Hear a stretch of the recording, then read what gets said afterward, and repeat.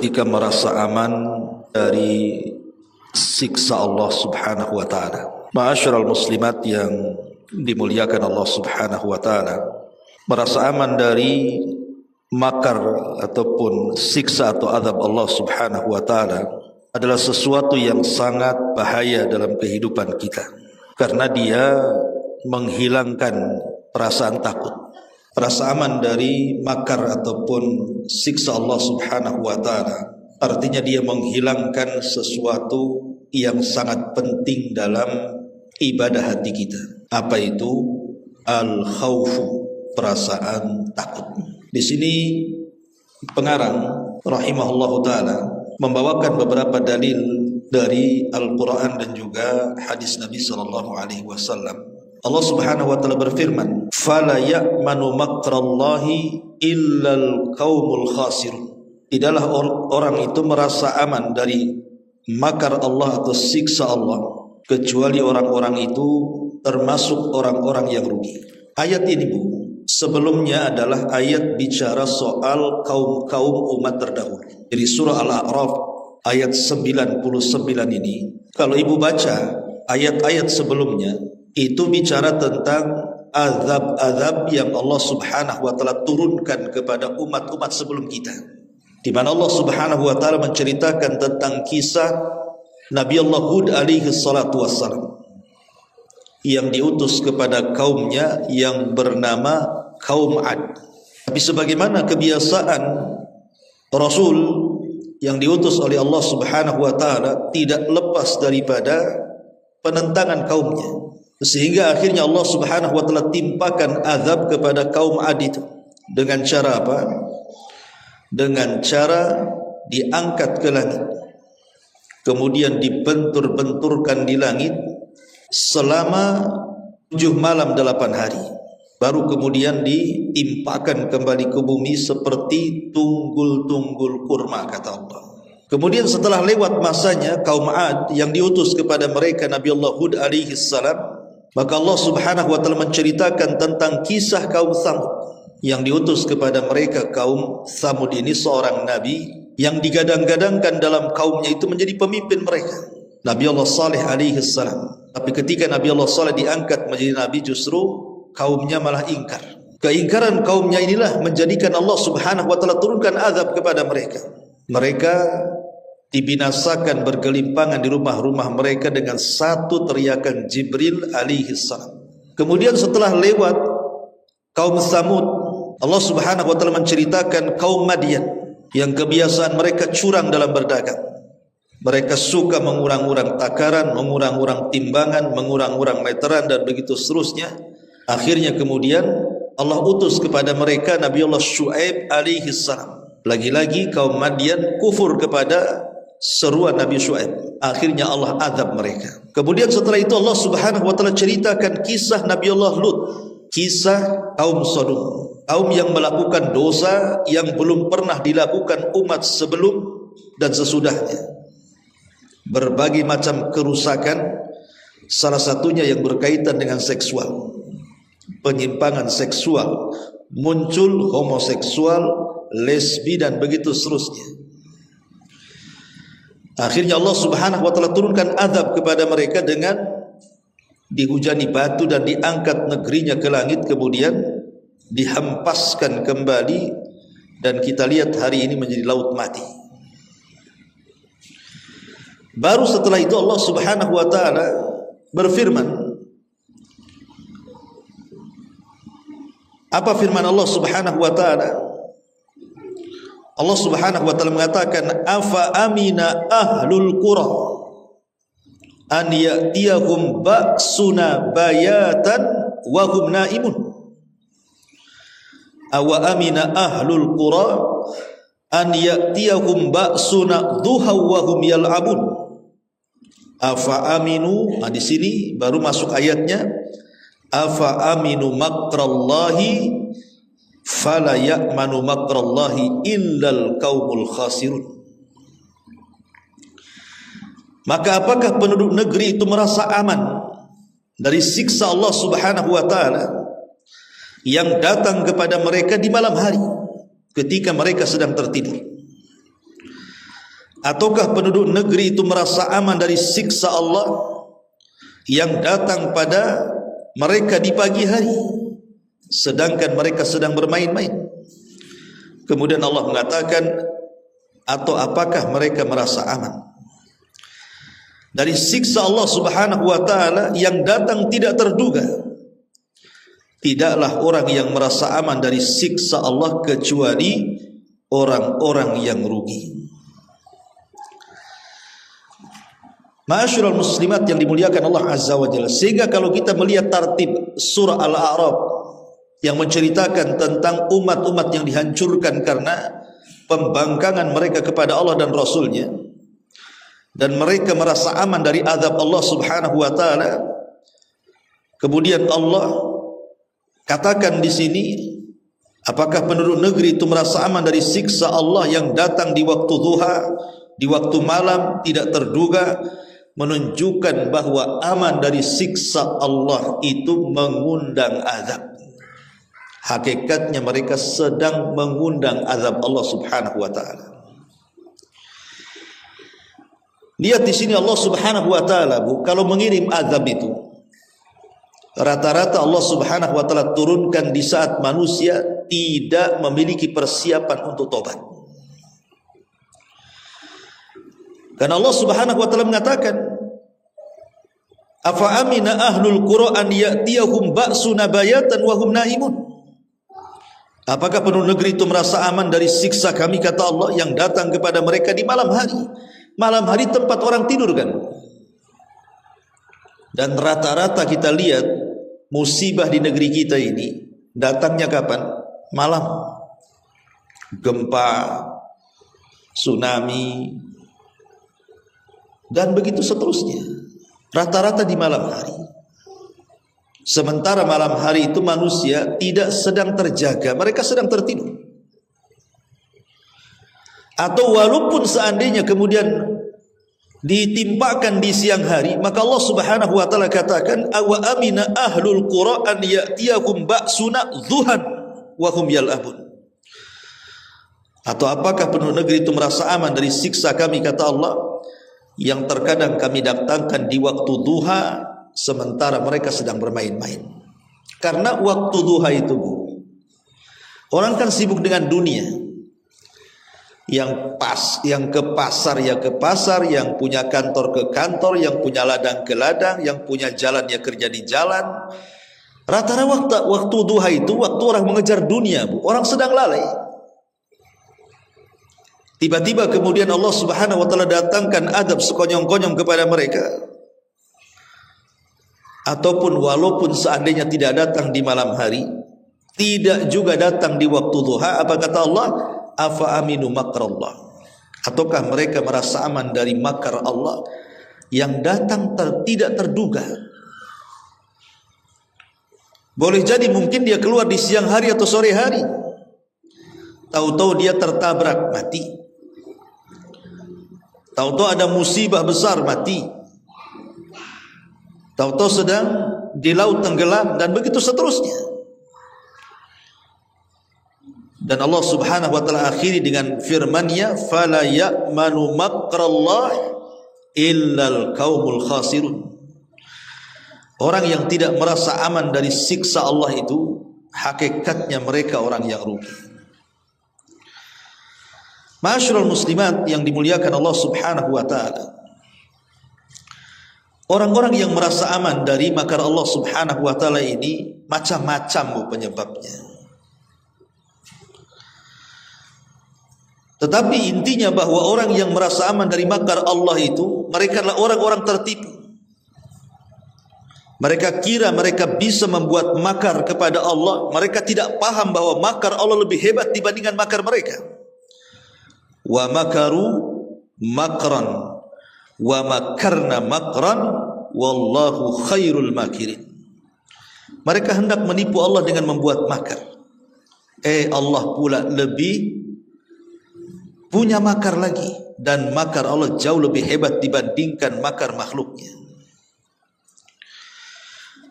Ma'asyiral muslimat yang dimuliakan Allah Azza wa Jalla, apa penyebabnya? Kenapa orang itu bisa aman dari makar Allah? Pertama,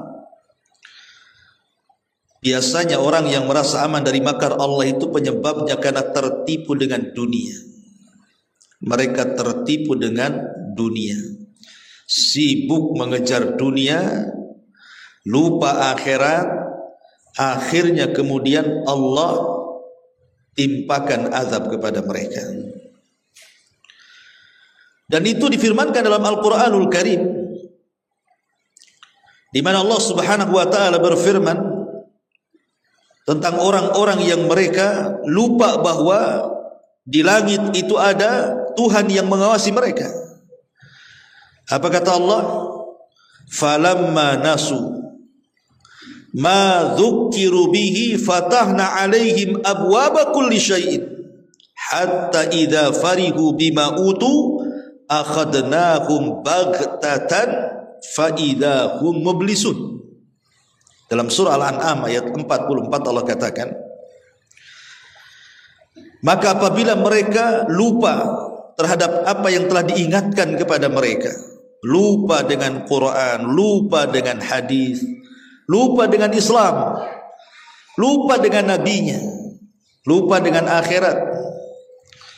Ketika mereka dilupakan tentang urusan akhirat, justru kami bukakan kepada mereka pintu-pintu dunia.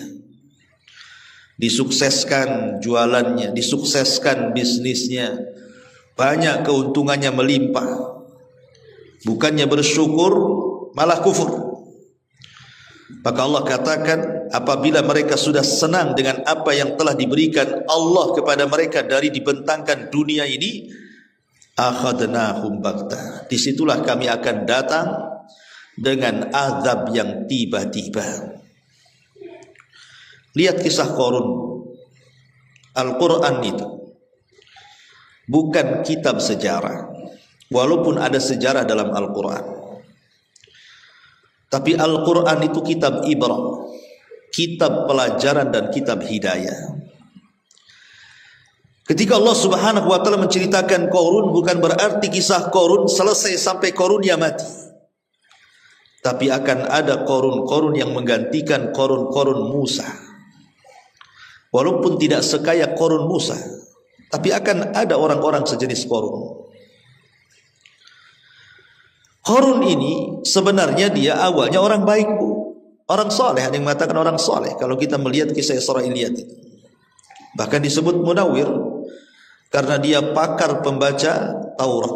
Jadi kalau dia membaca Taurat itu indah suaranya, diundang ke sana kemari untuk membacakan Taurat. Itu Qarun, Bu. Itu lagi miskin-miskinnya tuh si Qarun tuh. Akhirnya kemudian dia datang kepada Nabi Musa alaihi salatu wassalam, minta supaya Allah membentangkan rizki kepada dia.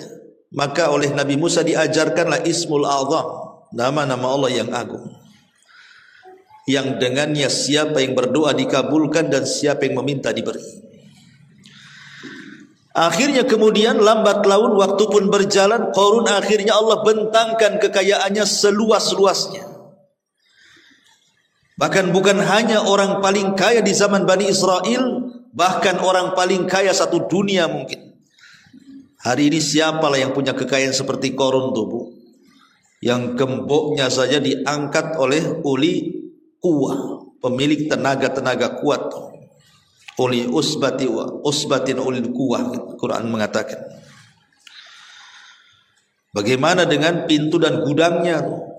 Kuncinya saja dibawa orang-orang yang kuat-kuat. Tetapi Qarun tidak bersyukur dengan kekayaannya. Dulu dia miskin, kemudian kaya, tidak bersyukur dengan kekayaannya. Merasa aman dari makar Allah. Ketika datang syariat zakat, kemudian Nabi Musa pun mengutip zakat kepada orang-orang kaya, salah satunya Qarun. Qarun pun mengelak seolah-olah kekayaan itu bukan datang dari Allah karena perantara Nabi Musa. Qarun hanya mengatakan innama utituhu min ilmin indi, katanya. Enak saja Musa ngutus-ngutus orang ambil zakat saya, katanya. Ini kekayaan aku dapat hasil jerih payahku. hasil kecerdasanku, hasil kepiawaianku, hasil keulunganku dalam mencari kekayaan. Qarun lupa bahwa kekayaan itu milik Allah. Allah bisa saja memberi, Allah bisa saja menahan. Allah bisa saja seketika mengayakan orang, Allah bisa seketika memiskinkan orang. Qarun tidak paham di sini. Malah kemudian dia kufur nikmat kan.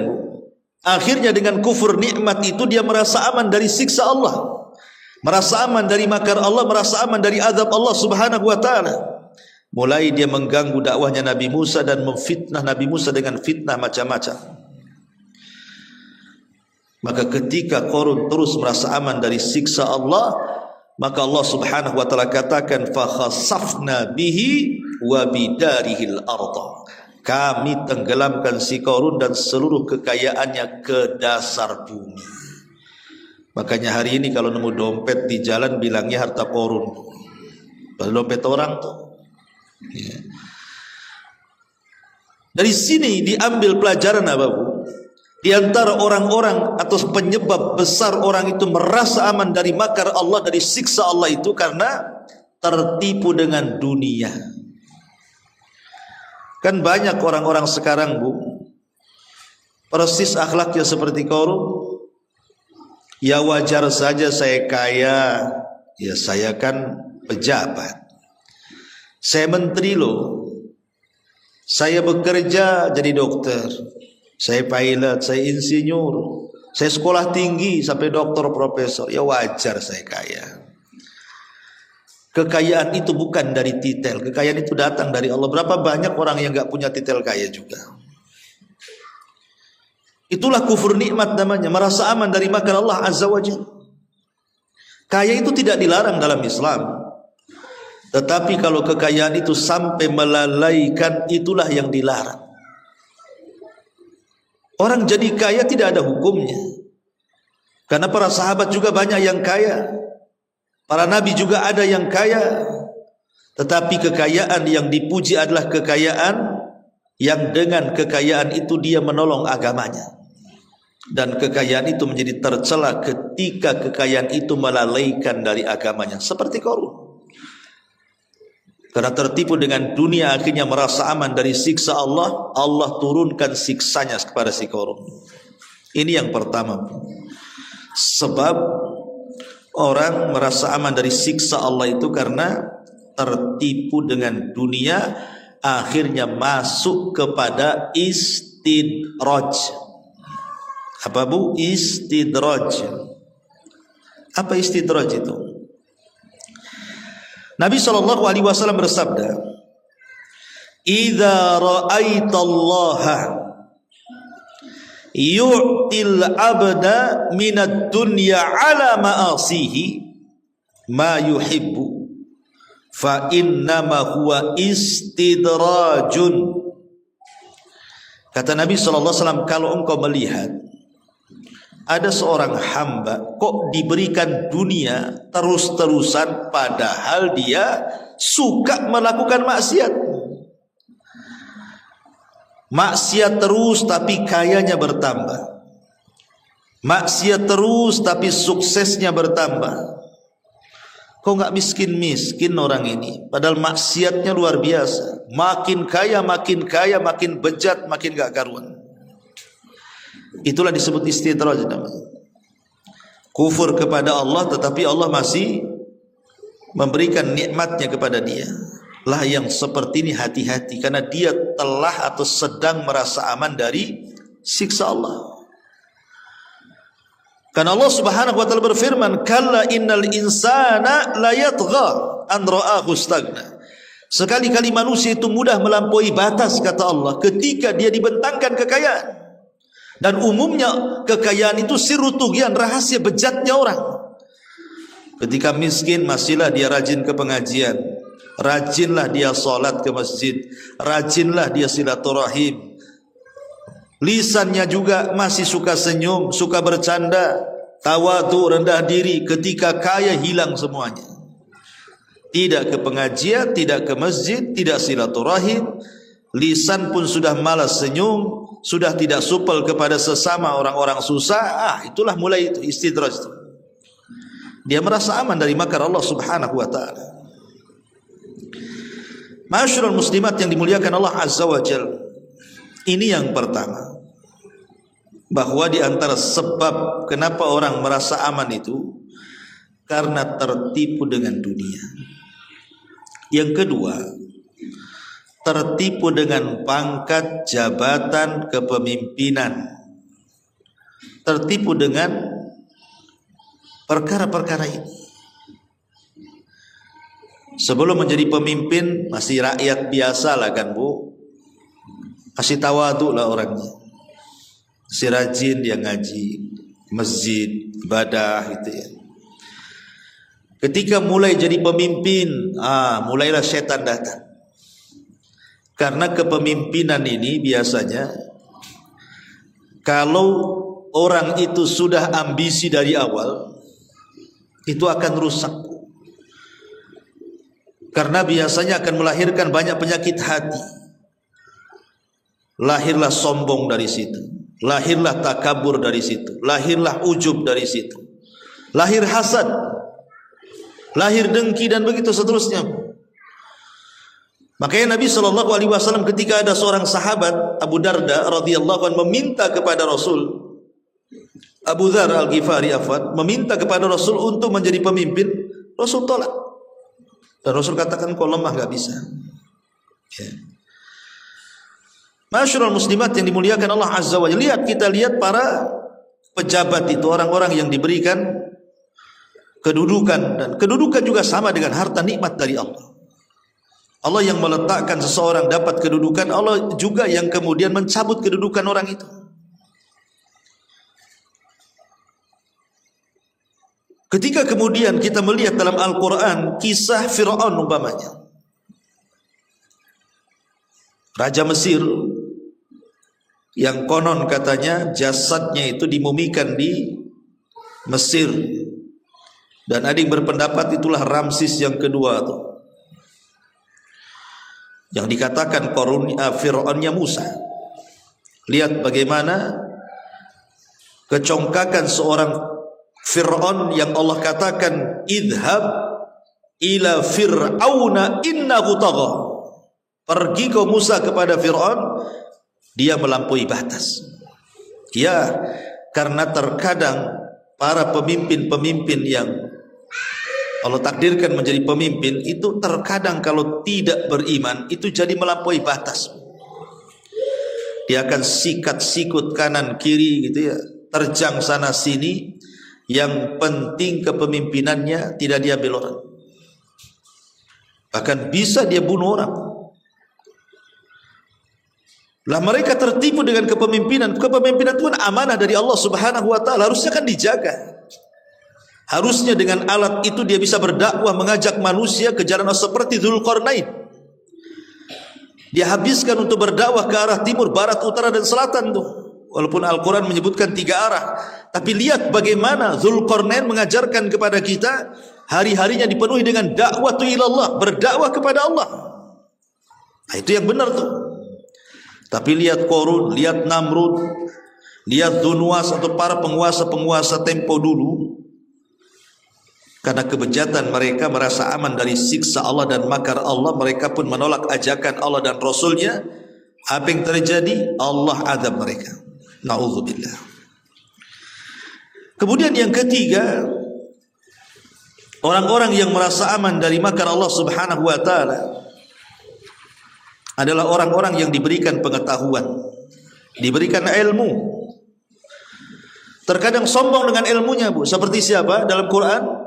Seperti Bal'am ibn Ba'urah, yang Allah mengatakan watslu alaihim naba'al ladzina atainahu ayatina fansalakha minha.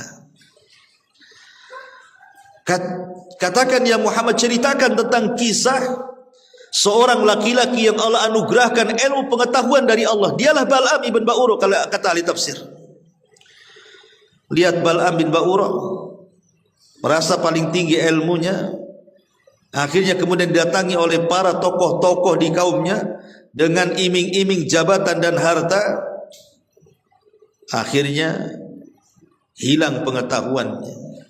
Dia kufur dan melawan Nabi Musa dan Bani Israel. Orang cerdas Balaam bin Ba'urah itu, tapi bisa kufur, tertipu dengan kecerdasannya. Ma'asyiral muslimat yang dimuliakan Allah Azza wa Jalla, atau penyebab yang lain, tertipu dengan kesehatan. Waktu sakit aja ingat Allah, bertasbihlah dia, bertahlillah dia, bertahmidlah dia. Ibu lihat kan, kalau orang sakit ke rumah sakit atau ada saudara kita yang sakit itu, kan banyak-banyak zikir, takut mati dia. Itu lagi sakit kan Bu, adalah yang berakal sedikit ya kan, mereka maulah kemudian sholat karena takut mati, berzikir karena takut mati kan. Walaupun banyak juga yang ketika sehat bejat, waktu sakit lebih bejat lagi.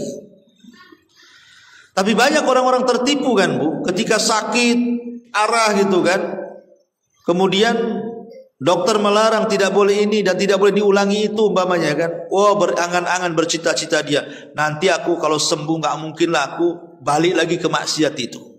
Gara-gara maksiat itulah aku jadi begini. Itu lagi sakit ngomong begitu. Tiba-tiba Allah sembuhkan penyakitnya, balik lagi ke maksiatnya coba. Nah, itu kan merasa aman dari makar Allah namanya. Tertipu dengan kesehatan. Padahal kesehatan itu datang dari Allah. Dia tidak paham bahwa setelah sehat itu pasti ada sakit lagi.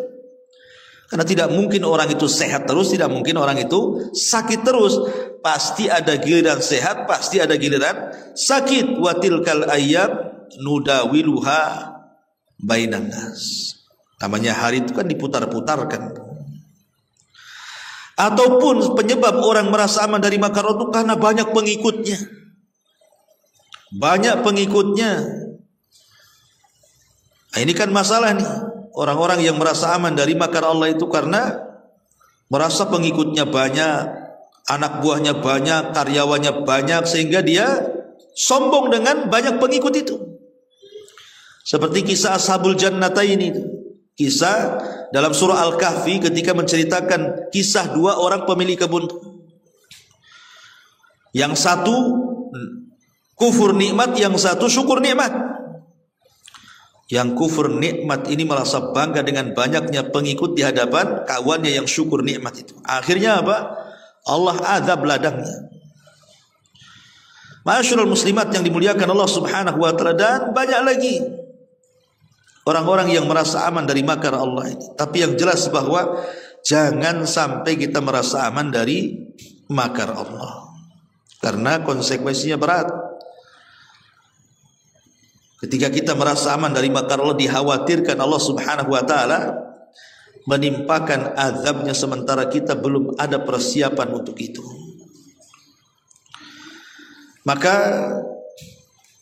apa obatnya supaya kita ini merasa lebih dekat dengan Allah, tidak merasa aman dari makar dan siksa Allah? Apa caranya? Bagaimana caranya?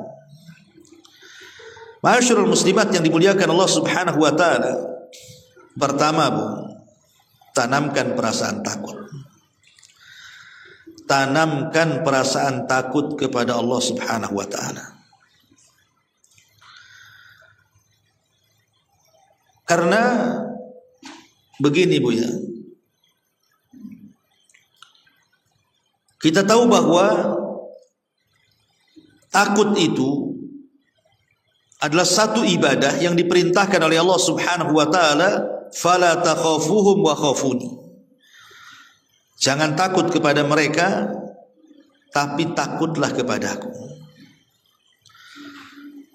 Seorang mukmin apabila dia melihat sebuah dosa,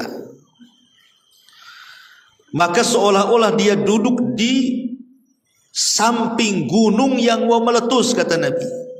Jadi seorang mukmin itu kalau melakukan dosa, itu seolah-olah qa'idun tahta jabalin yakhafu an yaqa alaihi. Coba cari gunung yang sedang erupsi lah, yang mau meletus gitu kan. Udah dikasih tahu tuh sama BMKG, jangan dekat-dekat gunung itu, nanti meletus. Ntar lagi meletus Bu. Kira-kira ibu kalau dapat kabar seperti itu, ibu sedang duduk di bawah gunung, pasti takut kan? Pasti lari. Lah itulah kata Rasul permisalan seorang mukmin. Apabila dia melihat dosa-dosanya seperti ia duduk di pangkal gunung, ia khawatir gunung itu akan menimpanya.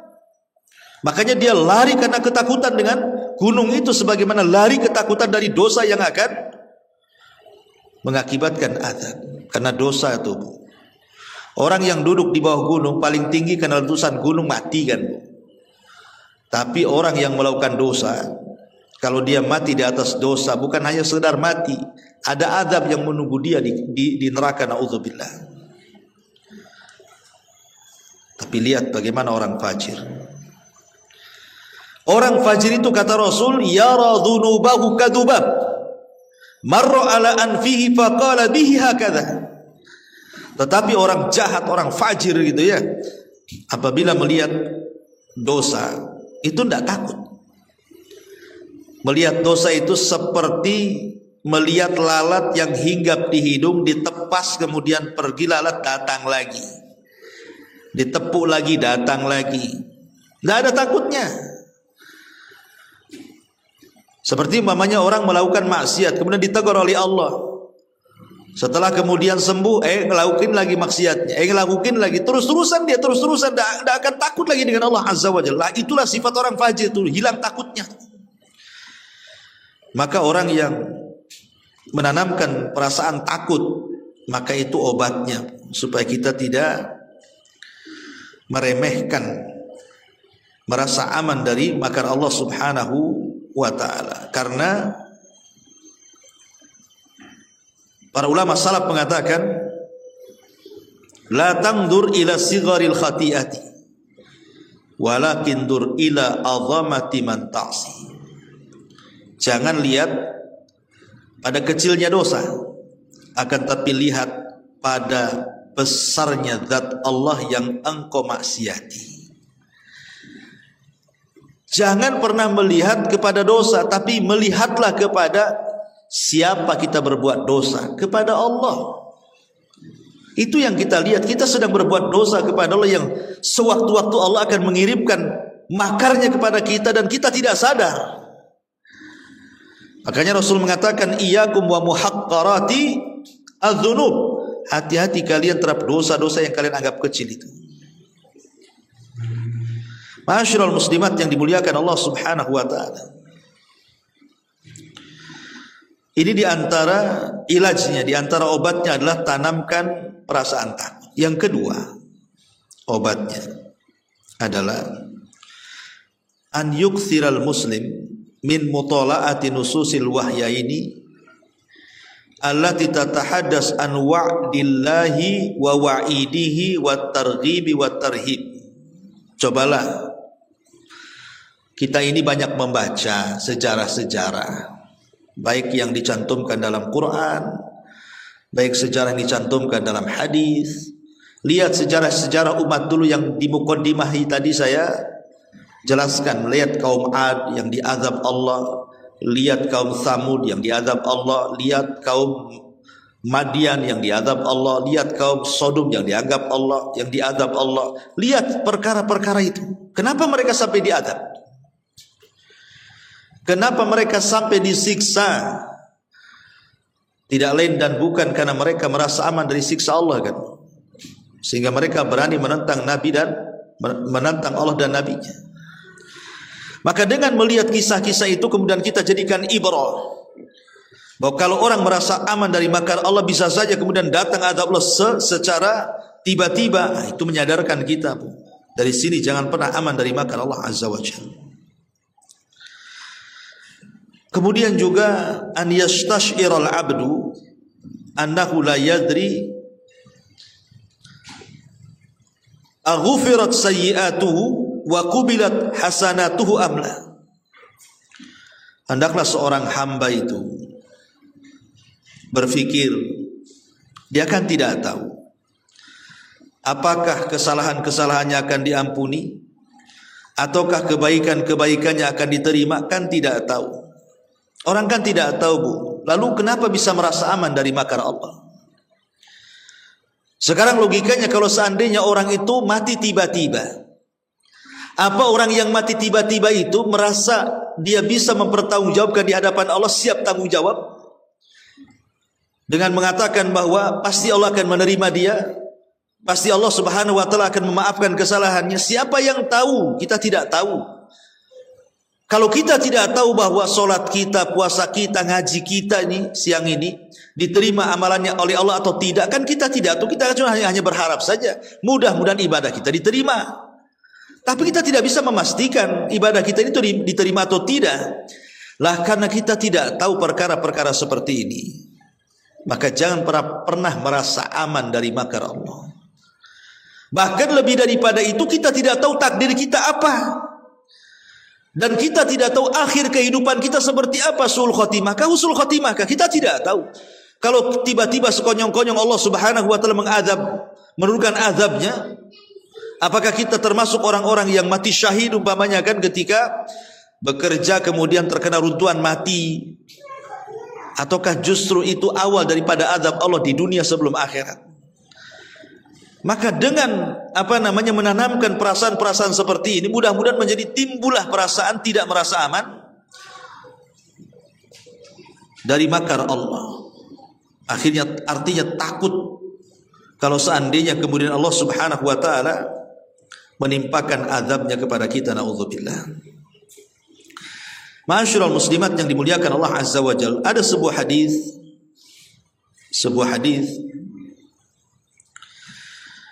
dari Abdullah ibn Abbas radhiyallahu anhuma. Abdullah ibn Abbas radhiyallahu anhuma, anna Nabiy sallallahu alaihi wasallam su'ila 'anil kaba'ir. Nabi ditanya soal dosa besar. Maka Nabi SAW mengatakan, asyirku billah wal ya'su min rauhillah wal amnu min makrillah. Dosa besar itu ada 3 kata Rasul. Menyekutukan Allah alias syirik, putus asa dari rahmat Allah, dan kebalikan yang nomor 3, merasa aman dari makar Allah. Kesyirikan, putus asa dari rahmat, merasa aman dari makar Allah. 3-tiganya dosa besar, bahkan lebih besar daripada hanya sekedar dosa besar. Makanya tadi sudah saya singgung, merasa aman dari murka Allah termasuk dari dosa-dosa besar. Dan itu juga dikatakan oleh seorang sahabat namanya Abdullah bin Mas'ud radhiyallahu an, di mana dia mengatakan, akbarul kabair asyirku billah wal amnu min makrillah wal qunut min rahmatillah wal ya'su min rauhillah. Di antara dosa besar kata beliau berbuat syirik, merasa aman dari murka Allah, merasa putus asa dari rahmat Allah, dan putus harapan dari ampunan Allah Subhanahu wa taala. Ma'asyiral muslimat yang dimuliakan Allah Azza wa Jalla, kalau kita bentangkan sedikit, termasuk di antara orang yang merasa aman dari siksa Allah itu adalah ketika orang merasa aman dengan keimanan.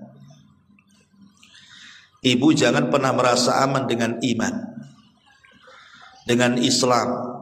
Bisa saja orang itu keluar dari iman, bisa saja orang itu keluar dari Islam tanpa sadar. Maka jangan pernah merasa aman dari iman, jangan pernah merasa aman dari Islam. Maknanya, perbaikilah keimanan kita setiap hari dengan istiqomah. Kita kan tidak tahu betapa banyak perkara-perkara yang dijelaskan para ulama, seperti kata-kata yang sadar atau tidak ketika mengucapkannya, lupanya kata-kata itu bisa mengeluarkan orang dari Islam. Perbuatan yang tanpa disadari, rupanya perbuatan itu mengeluarkan pula dia dari keimanan. Kita tidak tahu. Coba umpamanya hadis Nabi SAW, la yazni zani hina yazni wa huwa mu'min. Tidaklah orang berzina ketika dia berzina hilang keimanan dalam dia. Ataukah orang yang bermaksiat mencuri dan begitu seterusnya, ketika Allah takdirkan tidak ada iman dalam dadanya, atau mungkin kurang iman dalam dadanya, tiba-tiba dia meninggal dunia, kira-kira apa yang dihadapkan di hadapan Allah? Makanya Nabi SAW itu, kata Ummu Salamah, selalu berdoa dengan doa, ya muqallibal qulub tsabbit qalbi ala dinik. Ya muqallibal qulub, ya musarrifal qulub, sarrif qalbi ala ta'atik. Wahai Zat yang membolak-balikan hati, tetapkan hatiku di atas agamamu, tetapkan hatiku di atas ketaatan kepadamu. Kenapa kemudian Rasul mengajarkan kepada kita? Karena hati saya, hati ibu, hati siapapun itu berada di genggaman Allah. Kapan saja Allah bisa memberikan hidayah, kapan saja Allah bisa menyesatkan dari hidayah. Kita tidak tahu, maka jangan merasa aman. Teruslah pupuk keimanan kita dengan istilah tajdidul iman. Perbaharulah keimanan itu. Dengan cara apa? Teruslah menambah ibadah dan ibadah, ketaatan dan ketaatan, supaya fasanu yassiruhu lil yusra. Sudah mudah dia beramal saleh, Allah mudahkan dia masuk surga. Ma'asyiral muslimat yang dimuliakan Allah Subhanahu wa taala. Kemudian juga merasa aman dari makar Allah adalah putus asa dari rahmat. Putus asa dari rahmat Allah. Terkadang ada orang itu didatangi setan, dibisikkan di telinganya, umpamanya orang ini banyak kali melakukan dosa, banyaklah, udah nggak terkira dosanya. Terbentiklah dalam hatinya ingin tobat. Akhirnya dia tobat sebentar, dosa lagi. Makin banyak lagi, makin seru lagi, makin melampaui lagi. Akhirnya dia terpikir dalam hatinya, mungkin saya tak pantas bertobat. Orang seperti saya tidak mungkin diterima Allah. Orang seperti saya pantasnya masuk neraka. Orang yang mengatakan seperti ini, dia sedang merasa aman dari makar Allah. Dia pikir masuk neraka satu celupan itu perkara ringan. Masuk neraka satu celupan menghilangkan memori kenikmatan satu dunia yang pernah kita rasakan. Jadi kalau ibu terlahir kaya sampai mati tidak pernah susah hidupnya, dihormati, dimuliakan, pokoknya tidak pernah susah. Tapi ditakdirkan menjadi penduduk neraka, itu akan dipanggil di hadapan Allah, Bu. Kemudian dicelupkan satu kali ke neraka. Sebelum dimasukkan ke neraka secara total, itu dicelupkan satu kali ke neraka tuh. Kemudian ditanya sama Allah, hal marra bika min amin qad, masih terbayang kenikmatan kamu di dunia tuh? Dia mengatakan tidak. Satu celupan menghilangkan memori kenikmatan di dunia, Bu. Padahal susah-susahnya orang kan, ibu umpamanya pernah kaya kemudian susah. Jangan ibu lah, yang lain aja lah. Ya. Umpamanya ada orang lain pernah kaya kemudian susah. Susah-susahnya orang hidup di dunia itu masihlah nostalgia waktu kayanya kan, Bu. Oh, saya pernah kaya, masih ingat tuh. Pernah makan enak, pernah hidup di gedung, pernah punya mobil, masih teringat, Bu. Susah-susahnya di dunia itu kalau dia pernah sukses. Tapi orang diselupkan satu kali ke neraka, Bu, itu hilang satu memori selama hidup di dunia itu. Ketika ditanya, masih ingat memori-memori? Nggak ada, hilang, blank. Kan dahsyatnya neraka. Maka jangan pernah kemudian merasa putus asa dari rahmat Allah Azza wa Jalla. Karena putus asa dari rahmat Allah itu lebih besar dosanya dibandingkan perbuatan dosanya. Seandainya dia dari awal sampai akhir berbuat dosa terus, kemudian ketika dia hendak bertobat dia putus asa, justru sekali putus asa itu lebih besar dosanya dibandingkan satu usia dia dihabiskan untuk maksiat. Kenapa? Karena putus asa itulah yang menghalangi orang tobat. Akhirnya tidak mau tobat-tobat kan begitu. Makanya dia dikategorikan orang yang putus asa dari rahmat Allah ini sebagai orang yang merasa aman dari makar Allah Subhanahu wa ta'ala.